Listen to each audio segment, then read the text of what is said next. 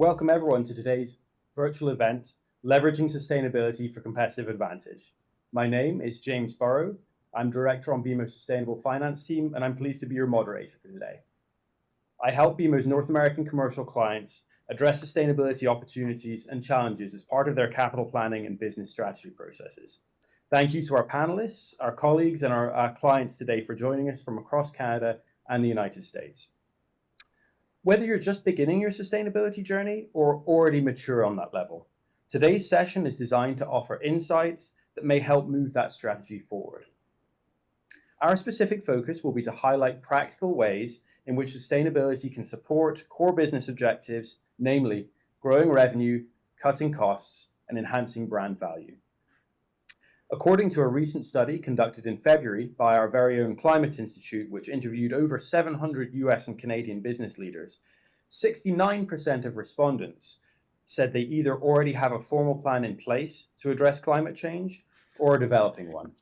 This represented a rise from 2023.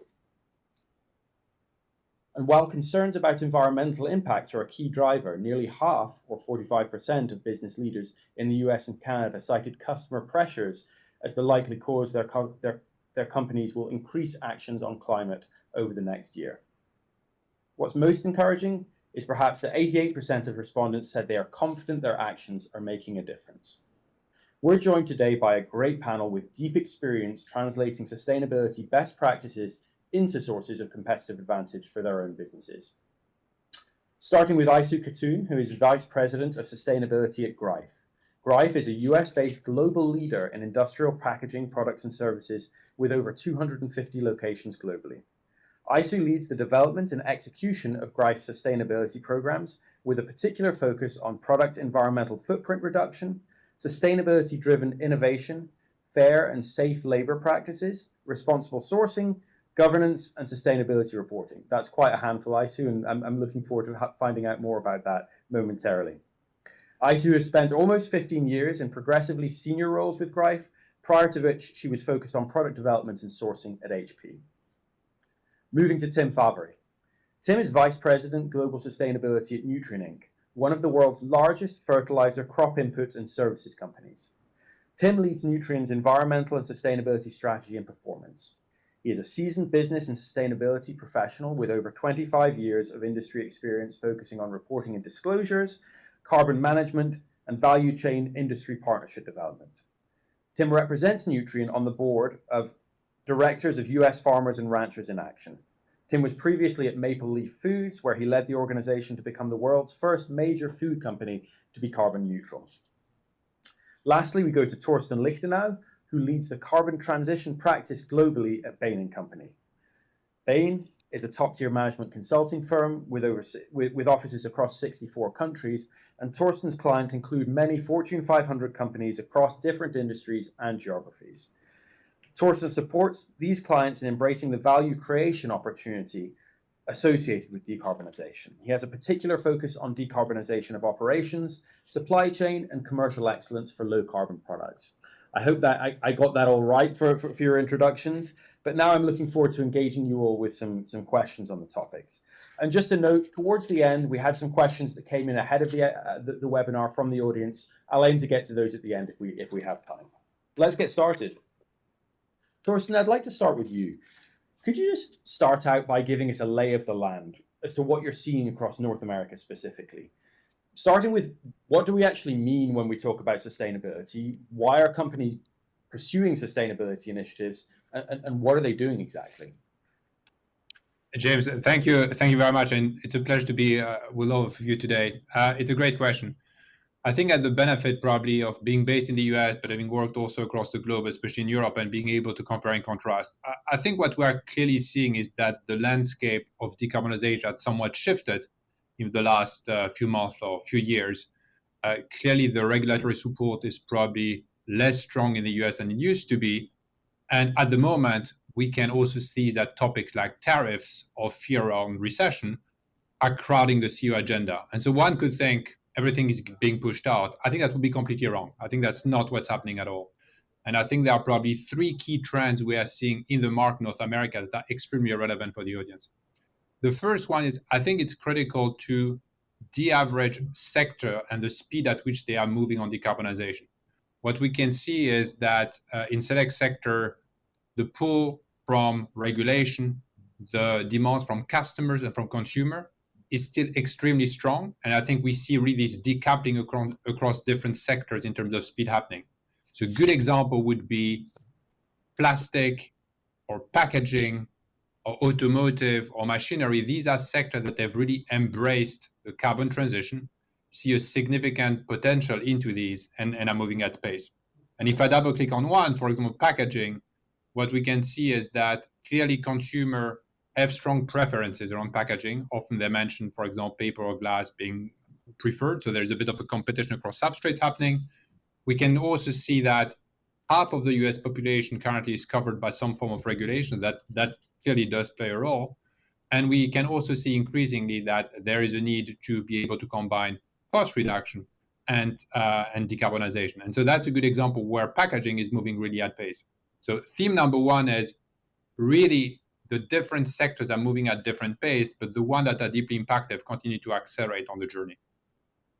The second point I would say is those who would succeed will really focus on value creation.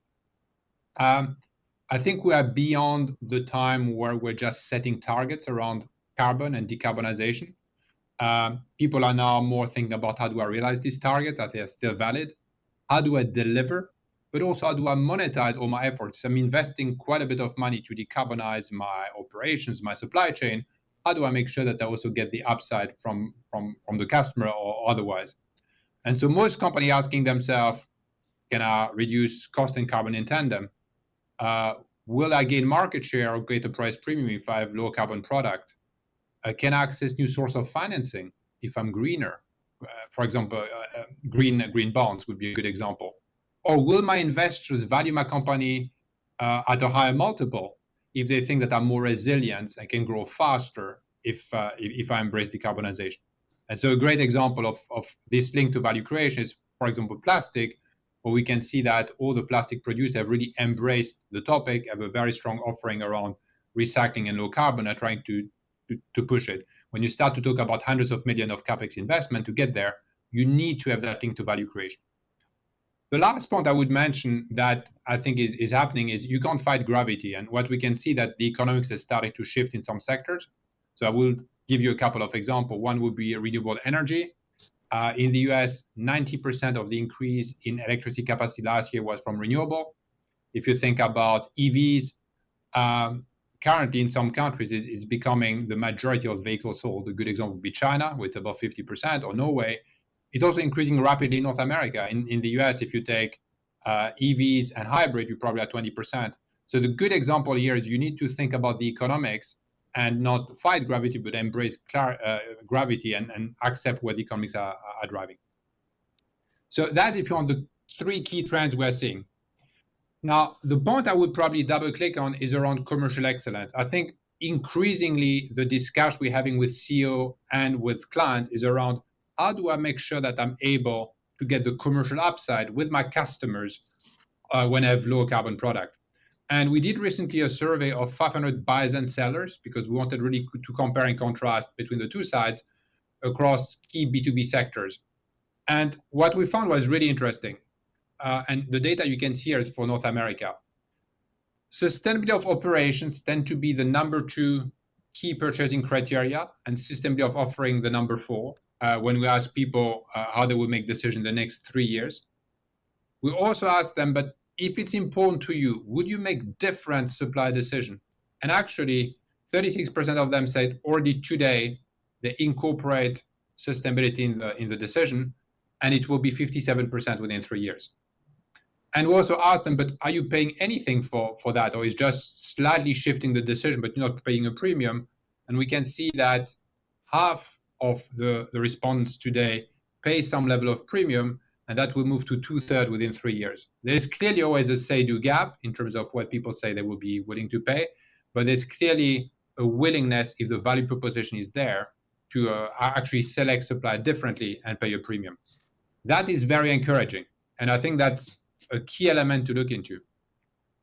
The other thing we looked into is what do actually suppliers do to bring their low carbon product to markets. And what we found here is that only a minority of them are actually targeting their customer based on their sustainability commitments or the progress they've made or the neutral carbon price they use.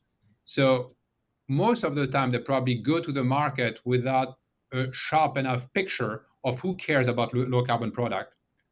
A minority of the sales force is able to explain the sustainability attributes of the product. And so there's clearly a huge amount of work required on the training side to be able to get there. And most importantly, we ask at the end, do you think you have the right product to bring to your customers? 85% of suppliers would say, we absolutely have the right offering, while less than 50% of the customers feel that what is being brought to market or to them meets the need. And so there's a huge gap that can be closed. That's very encouraging. What it says is if you're a leader in low carbon, if you have a good offering, if you're able to bring it to market, you can really get a commercial upside. And that gets then the flywheel working, because then you get the upside, you can reinvest in the topic and further accelerate. So these are some of the key trends we are seeing. But the theme you hear across all of these is the link between decarbonization and the value creation is very present and critical to be able to win. Torsten, that's fantastic. Thank you very, very much. I mean, for me, the three key takeaways that I'm picking up on there is there's no one size fits all approach. You stress the importance of context. You know, leaders across businesses need to understand what it means for them in their particular industrial segment, but also their geography. I think the second thing is I love that don't fight gravity. That's really, really important. The only way we're going to achieve this is by doing sustainability in a way that works with core business objectives. So focus on that first. And then the final thing is it's maybe easy to underestimate, but people care. Buyers care about this. Now, the degree of the price premium we can debate, but we certainly seen from your evidence that it's a differentiating factor when it comes to selling your product. But I think the key thing that I picked up on there was that your sales force, the people that engage, you know, with your buyers on a day-to-day basis need to be empowered to clearly articulate the sustainability benefits of the product alongside the other benefits. So enablement of Salesforce is key there. So yeah, thank you very much for that, Torsten. Aysu, how does that resonate with you? You've been really the architect of Greif's sustainability journey since around 2010. What was the why for Greif then? What is the why for Greif now around sustainability? And has that rationale changed? I wonder if you could just give us some thoughts on that topic. Absolutely. And the reasons that Torsten mentioned about why companies do sustainability or why they should be doing sustainability really has applied to us throughout our journey. And our journey has evolved over time, as you can imagine. Our sustainability journey began about 18 years ago. So it's been a long time under the leadership of our former CEO, Michael Gasser. And at the time, his motivation was actually personal. He wanted to leave behind a positive legacy. So our early efforts were grounded in doing the right thing for our various stakeholders. And that values-based foundation still shapes our culture today. But as a public company, we also recognized early on that sustainability must make business sense. And you know, there's no way around it basically for companies. So as a global leader in industrial packaging, we operate in sectors like chemicals, like agriculture, like food, industries that face increasing scrutiny around environmental or social impact. And in a sense, we were both fortunate and challenged by several of our large chemical customers who were far ahead of the curve at the time. And so they really pushed us to improve, not only to reduce sustainability and business risk in their supply chains, but to create shared value. So we began actually collaborating with them to develop sustainable and circular packaging solutions. And that was really a pivotal moment in our journey. It helped shift our mindset from compliance to competitiveness. So today, sustainability is really integrated into our business strategy as a driver for performance. It enables us to reduce costs, through greater, for example, energy efficiency or waste reduction, while also fueling revenue growth by offering responsible packaging solutions. And this gives us a clear advantage with our customers who are making sustainability central to their procurement decisions. So I would say at its core, our sustainability strategy is about two things. One, managing risk, which is really important. Two, unlocking opportunity. It helps us mitigate sustainability risks across the value chain, while also aligning with expectations of customers, investors, regulators. And these really aren't abstract pressures. They have a direct impact on revenue, as many of our major customers now view strong sustainability performance really as a prerequisite for doing business. And I also strongly believe that sustainability strengthens overall resilience. If we look at the research from the past couple of decades, research shows that companies with strong sustainability performance tend to outperform S&P 500 over the long term. And that's largely because they are managing their risks better. If you look at the World Economic Forum and the risks that they publish every year, and they've been tracking this for the last, 20 years, they consistently rank sustainability-related threats like climate change, like water scarcity, like supply chain disruptions among the most pressing global risks. And so by acting early, we reduce our exposure and become a more trusted, lower risk partner to our customers, investors. And, in today's market, that trust is a real source of competitive advantage. So if we look at our, overall journey, we're pursuing sustainability at this point, not just because it's the right thing to do, but because it's the smart thing to do. It's a strategic necessity, I would say. And in our case, it started with legacy, but it continues with leadership.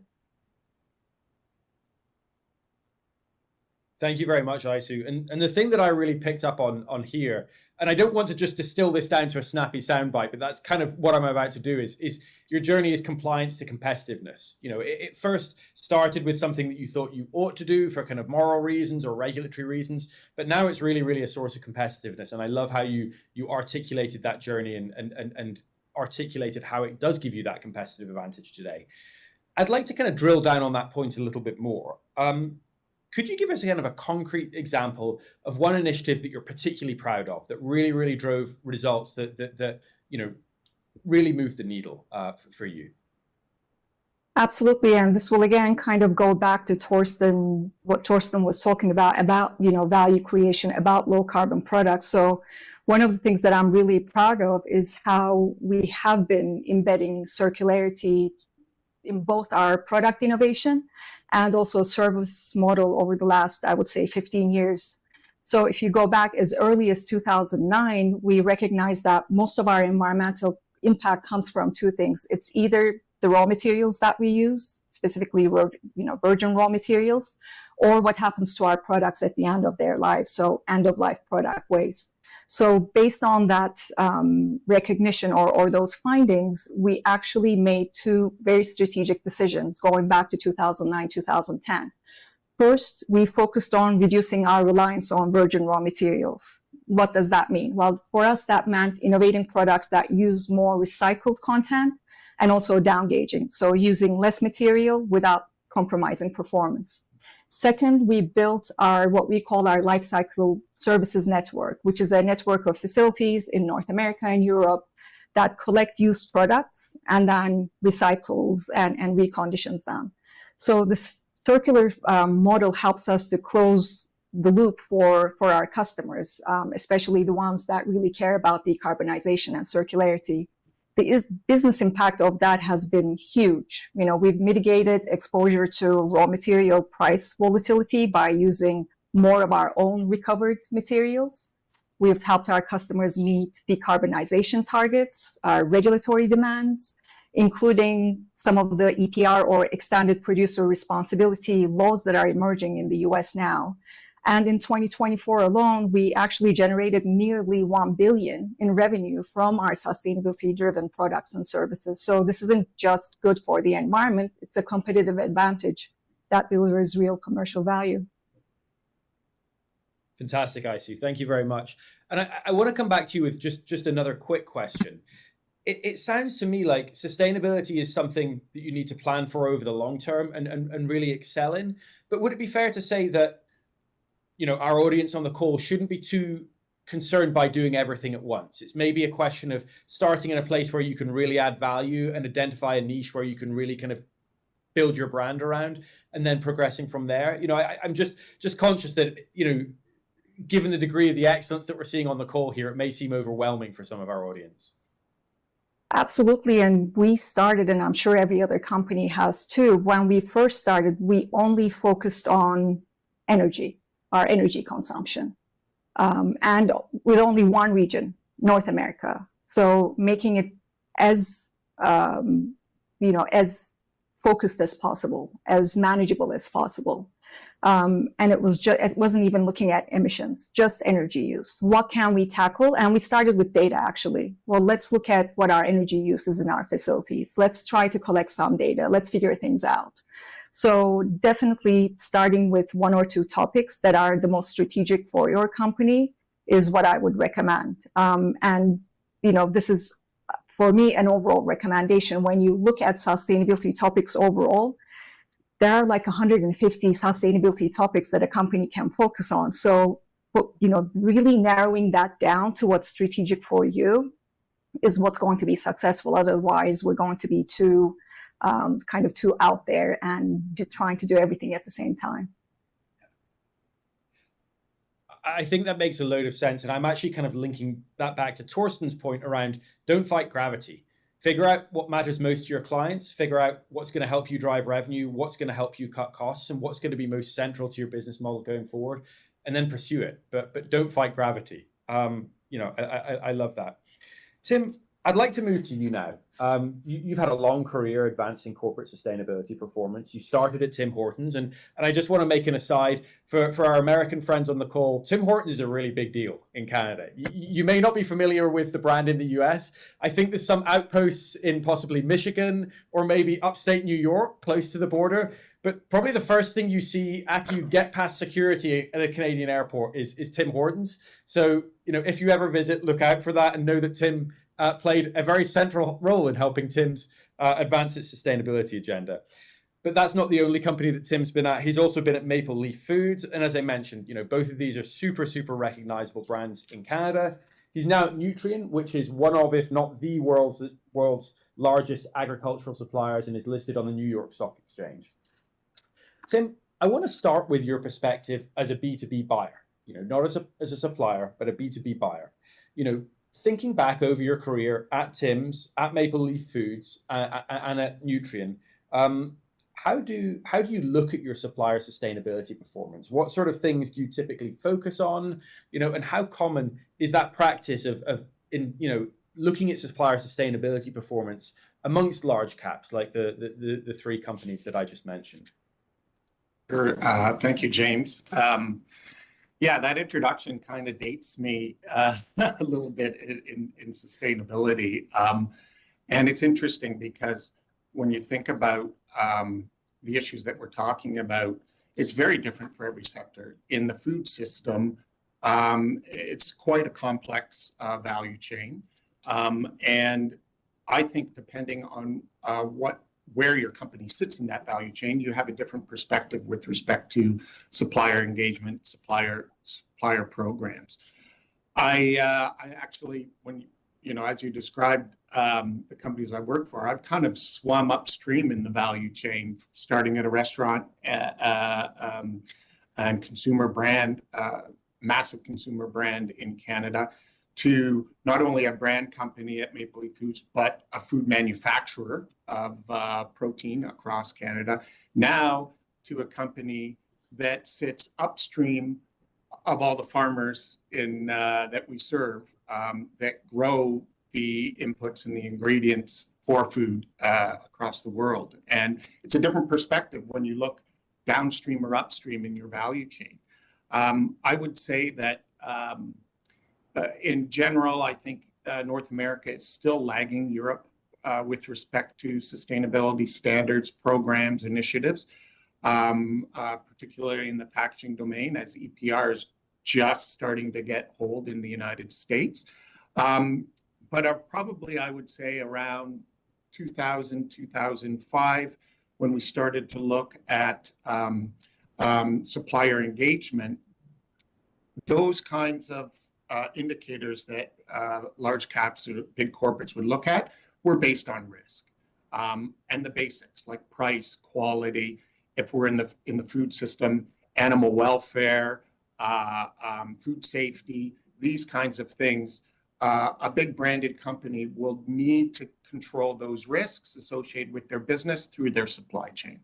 And that drives value, not only from a pricing perspective, but from a risk mitigation and reputation management perspective. I think things started to pivot a little bit as well, based upon what was happening globally. So in probably 2013, 2015, things started to shift. Child labor in the supply chain, worker conditions. You might remember the tragedy in Bangladesh, Rama Plaza, with respect to the garment industry. Over 1,000 people died, and many consumer brands were tied up in that. And so the whole industry and many industries start to pivot towards those kind of risk-related items within their supply chain and hold their suppliers to program standards that meted their conditions. And then I think probably 2018, 2019, that's when KPIs related to greenhouse gases start to become very prevalent in supply chain programs. Performance expectations of sharing data, even DEI. We saw a lot of requests from European, predominantly consumer goods companies saying, tell us more about your DEI programs, et cetera. So I think that it really depends on where you sit in the supply chain. For food, the largest impacts we find are in scope 3, whether it's upstream or downstream. And so many organizations have built large supply chain questionnaires, programs, codes of conduct.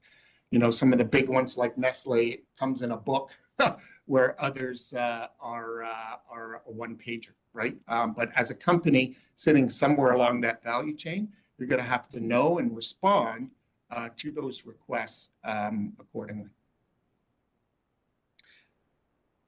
So Tim, I'd love you to kind of dig into a little bit more what it's going to look like from a seller's perspective, because looking at the audience attending this webinar before the call today, I know that we've got a lot of our clients on this call who are selling to these large caps, who are selling to these corporates.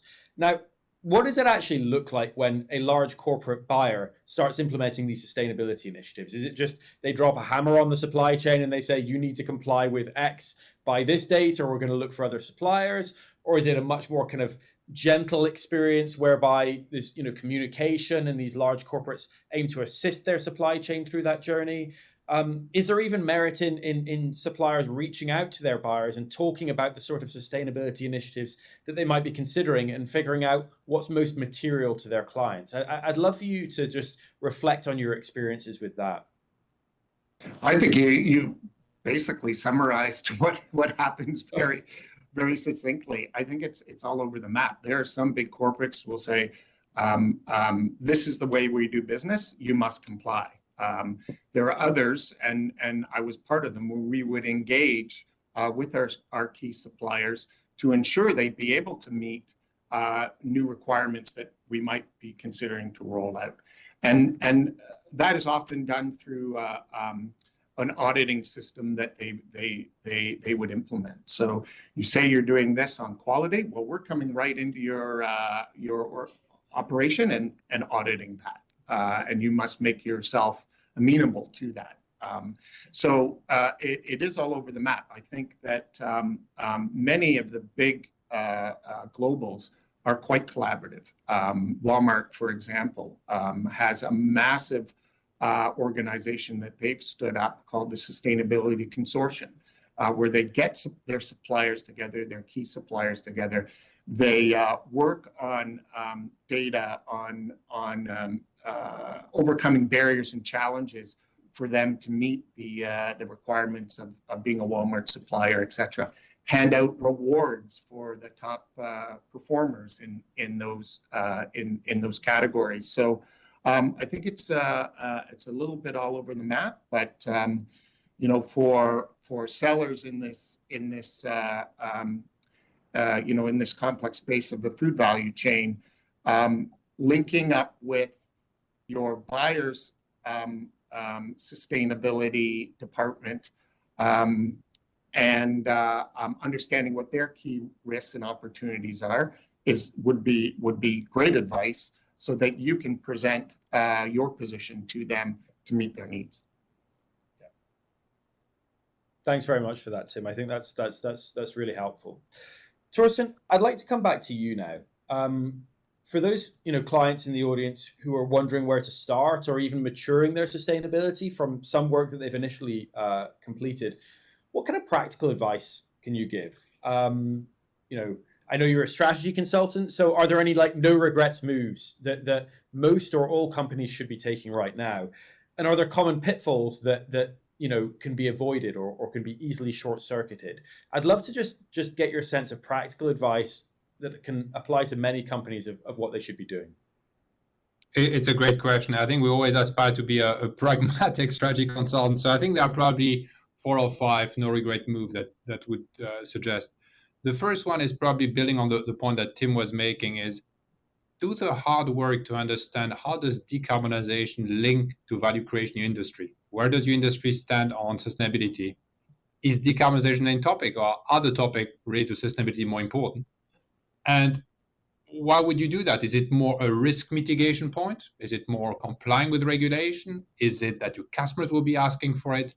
Is it that you can probably reduce costs if you become lower carbon? I think it's a critical element to make, and I think that helps you pace yourself.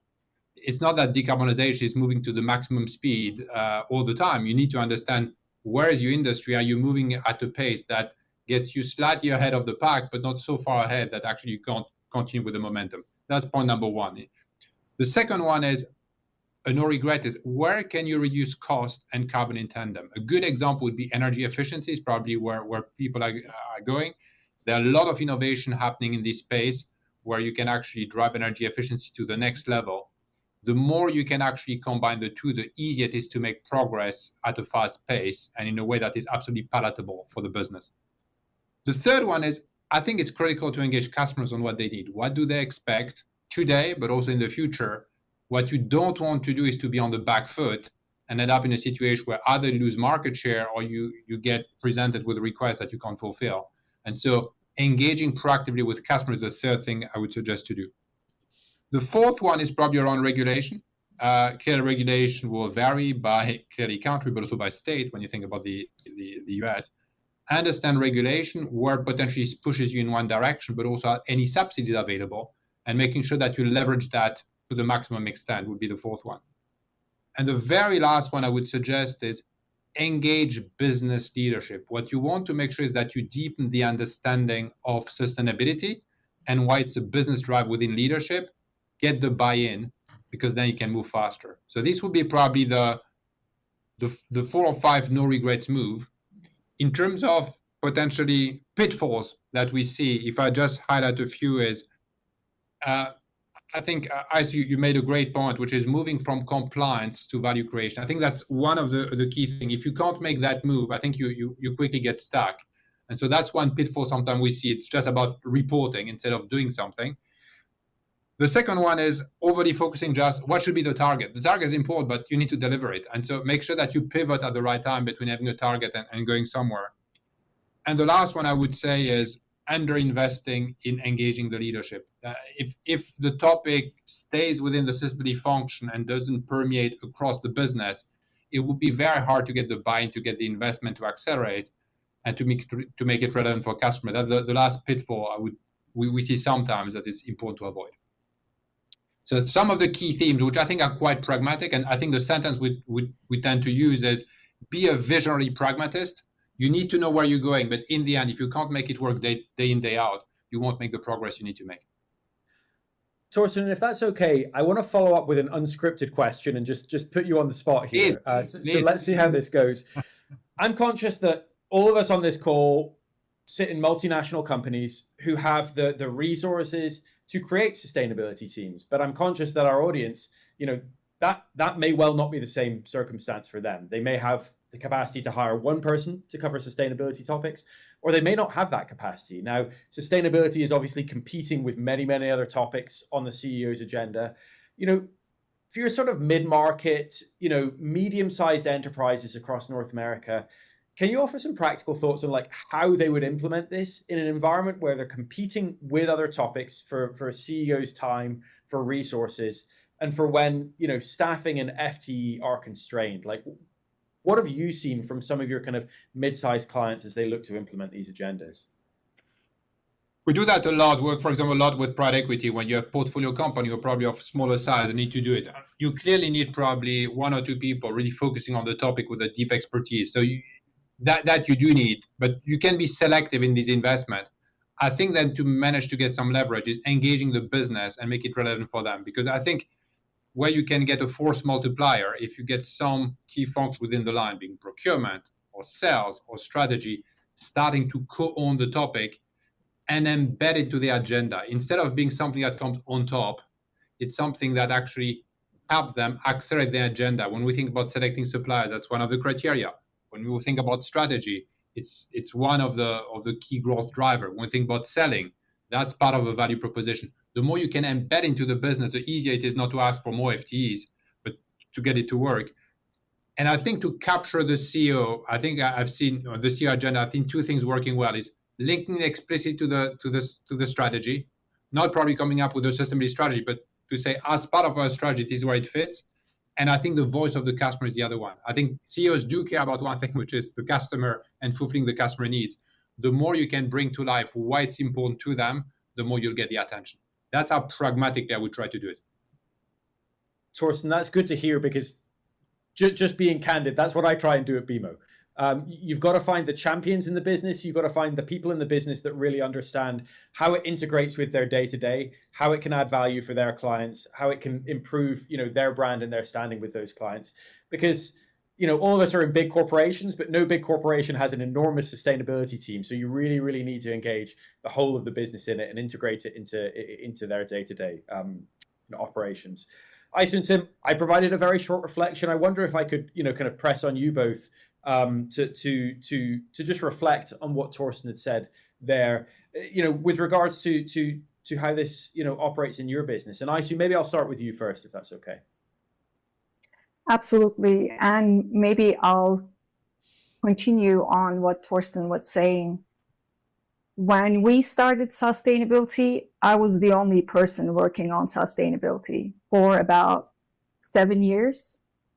So it can be done. It's really all about we're, I think, repeating the same things, but it's all about finding those elements where you can create value for the business. So for us, that started with our customers, really understanding what was driving them and how do we help our customers meet their, whether it's decarbonization targets, circularity targets, waste targets, or maybe they have regulatory reasons. So really understanding what they care about and then taking that internally to the organization and communicating that to the organization. And how do we make that happen?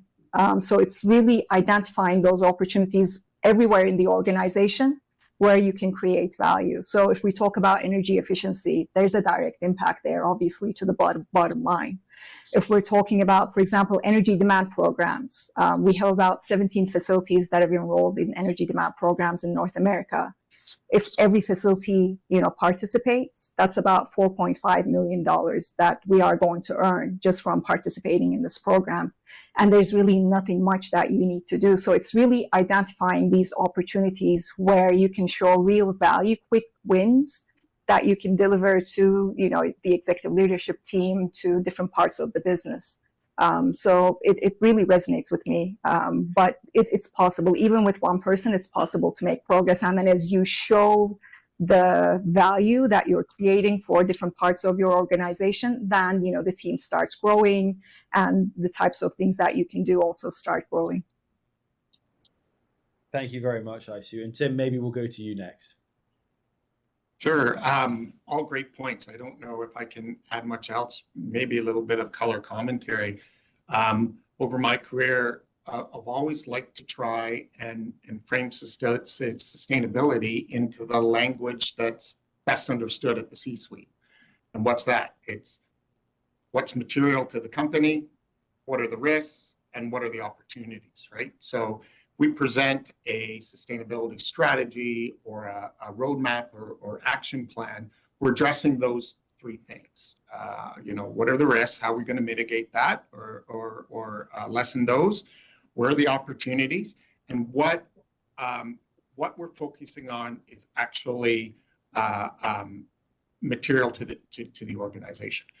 I got when I was at Tim Hortons and we presented the first sustainability strategy. This would have been back in 2008, 2009.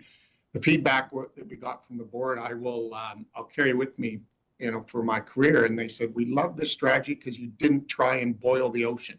It's so easy in sustainability to chase a shiny lure of a topical trend or something with respect to a stakeholder sustainability. But you have to be pragmatic. You have to be focused, right? You have to speak the language of your C-suite, and I think that those are sage pieces of advice that I've been able to utilize across my career.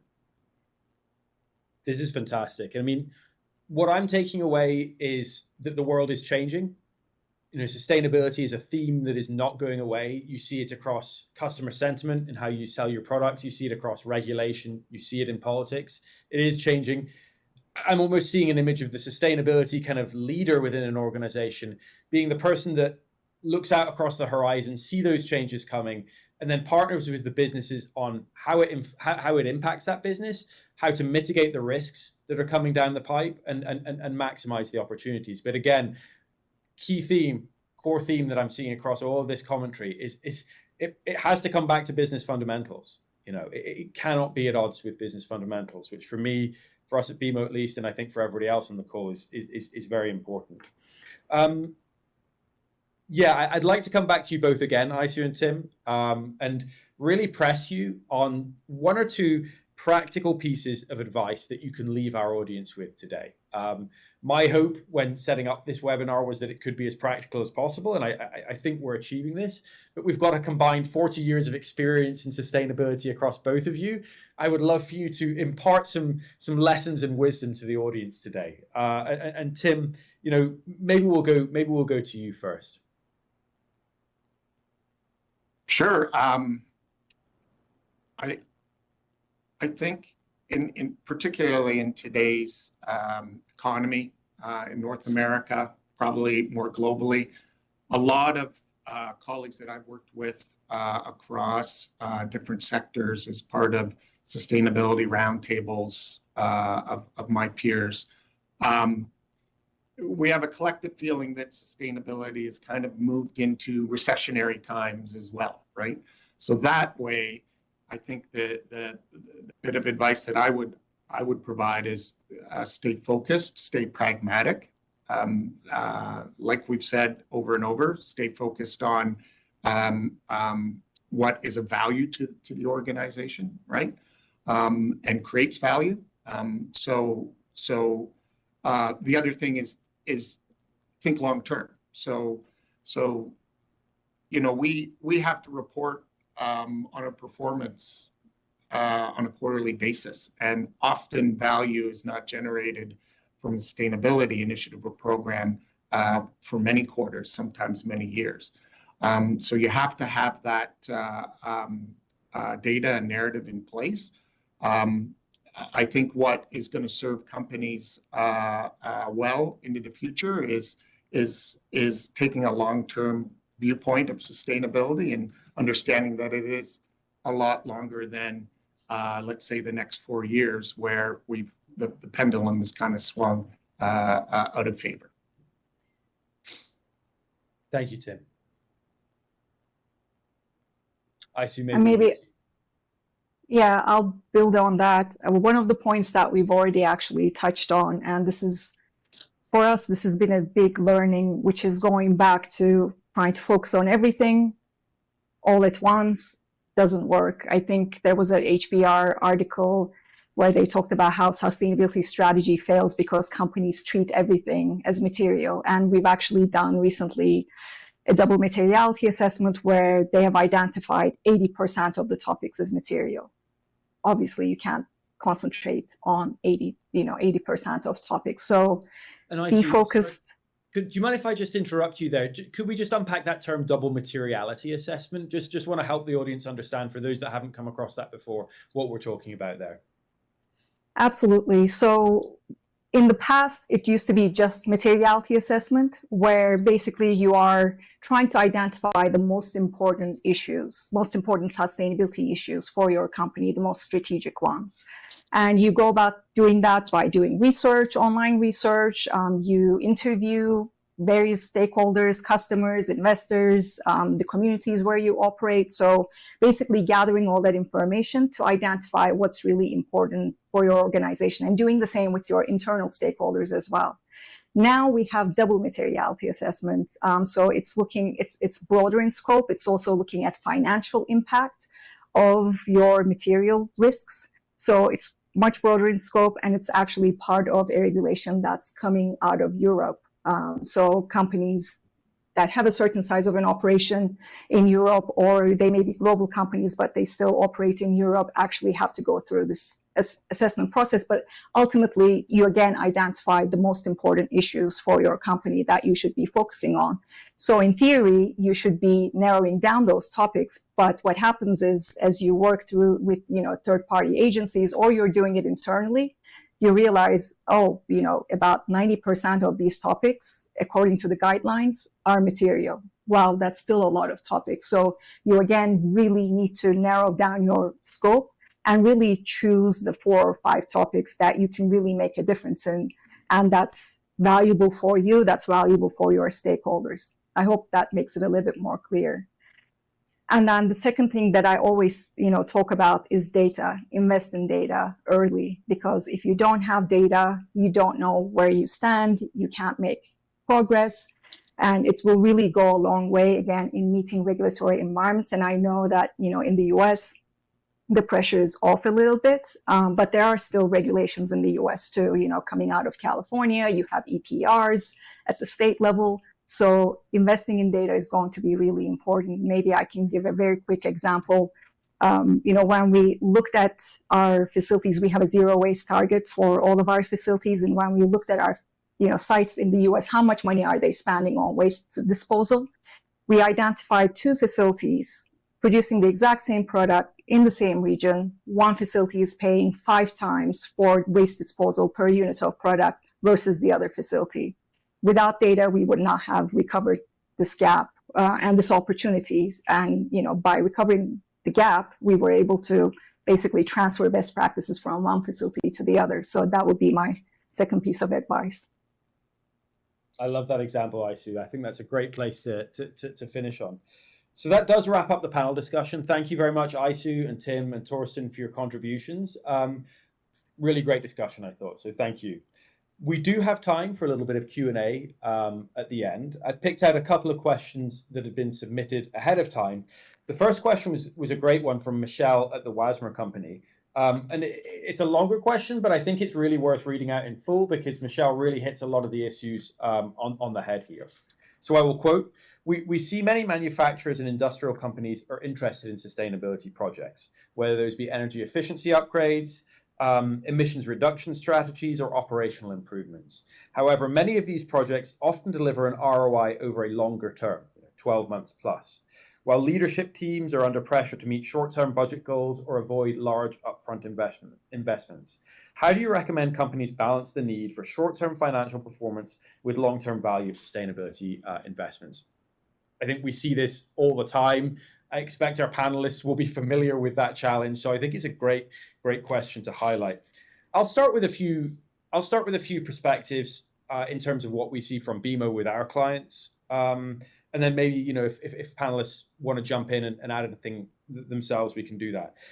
So I think the first one is secure short-term wins. You're not going to jump from zero to funding that $20 million CapEx project that's going to cut your emissions by 80%. I think to build up the trust of your board or executives in the company, it is important actually to start by focusing on those projects that generate payback within a 12-month span or within a 3-month span. And I think, my experience is in real estate. So you see a lot of energy efficiency projects that can achieve those sorts of paybacks while realizing, meaningful decarbonization goals. I think once you've set that groundwork of establishing short-term wins, and that will be backed by, data-led approaches that Aysu's been mentioning, you can build the consensus and you can lay the groundwork to address those larger projects and figure out how you're going to fund them over the long term and how you're going to support them through the business. I guess the final thing that I would say is that financing can play a really important role here. There are financing mechanisms that can support longer term payback projects.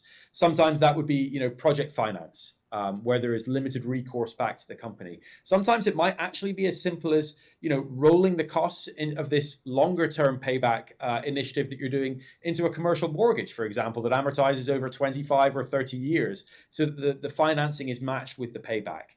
Or you have equipment finance, again, where you're buying a particular piece of equipment and the financing can be structured to match the amortization period of that piece of equipment or the payback of the initiative. What I would say is, whatever bank you're working with, of course, we hope it's BMO as much as possible, but whatever bank you're working with, put your relationship manager on the spot and say, this is the initiative that I'm hoping to work with. This is why it's challenging. How can you help me structure financing that will match that initiative? And Torsten, maybe I can just come back to you very momentarily to maybe see if there's any thoughts that you have on how to create buy-in for those longer term payback initiatives. I think you're on mute, Torsten, sorry. Apologies, I was on mute.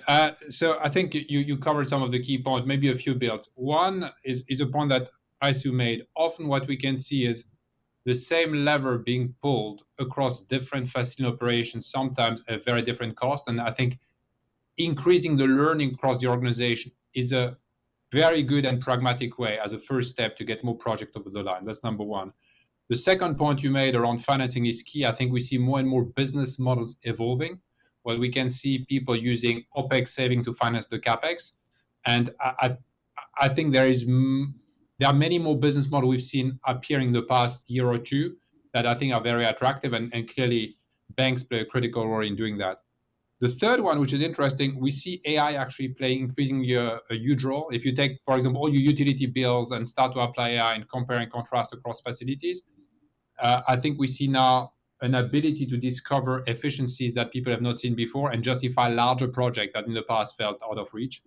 The very last one is, I think you need to understand if it's of value to your customers. And so many more companies are starting to use an internal carbon price. So what is it worth to us to reduce a ton of carbon?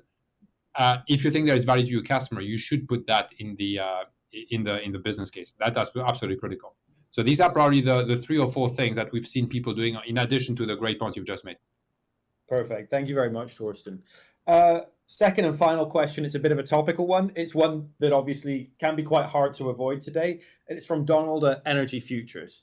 How is changing political sentiment around sustainability impacting the companies that you work with? And again, I'll start off, with my experiences, with BMO's experiences with our clients, and maybe if we have time, come to our panelists. So for me, again, 3 points.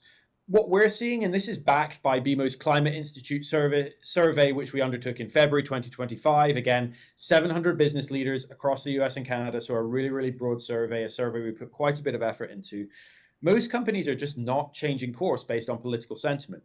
I think they change course based, on regulations, perhaps regulations that have actually been enacted, laws that are actually on the statute. Of course, you have to comply with those, but we're not really seeing companies change course based on newspaper headlines right now. Where they have identified, and coming back to the points that we've heard throughout this call, where those sustainability initiatives are founded on strong business rationales, whatever those might be, they're sticking with those sustainability initiatives. So we're not really seeing companies change course an enormous amount right now. I did mention as regulations change, companies will have to adapt. But both in Canada and in the United States, regulations kind of have 3 levels. I mean, I'm probably simplifying it a little bit, but we have federal regulations, we have state or provincial regulations, and then you have municipal regulations. And the federal regulations, of course, get the headlines, but actually a lot of the heavy lifting on the energy transition, on decarbonization around climate is being done by state or provincial or even right down to city level regulations, which don't necessarily change in tune with the federal regulations. And the final point that I'd make is it's a relatively simple one. Most companies are focusing on the long term. Politics is important. We can't deny this, but companies are looking out as they do these initiatives over a horizon of 5 to 10 years, and you simply can't change your initiatives every time the political winds change. So we're seeing our companies focus on the long term there. I do think that brings us to the end of our webinar. So look, I'd just like to say thank you again to our wonderful panelists. Thank you for joining us. Thank you to everybody in the audience who joined us today. I've really enjoyed the discussion. We hope to bring more similar to discussions to you in the future. We definitely appreciate the questions you submitted, which helped shape our discussion, even if we didn't get to your particular question. And if you do have any kind of additional questions, particularly around how financing can help your journey, please don't hesitate to reach out to your BMO relationship manager. They'll be more than happy to talk to you about your topic. So again, thank you again for joining. Have a great rest of your day. Goodbye.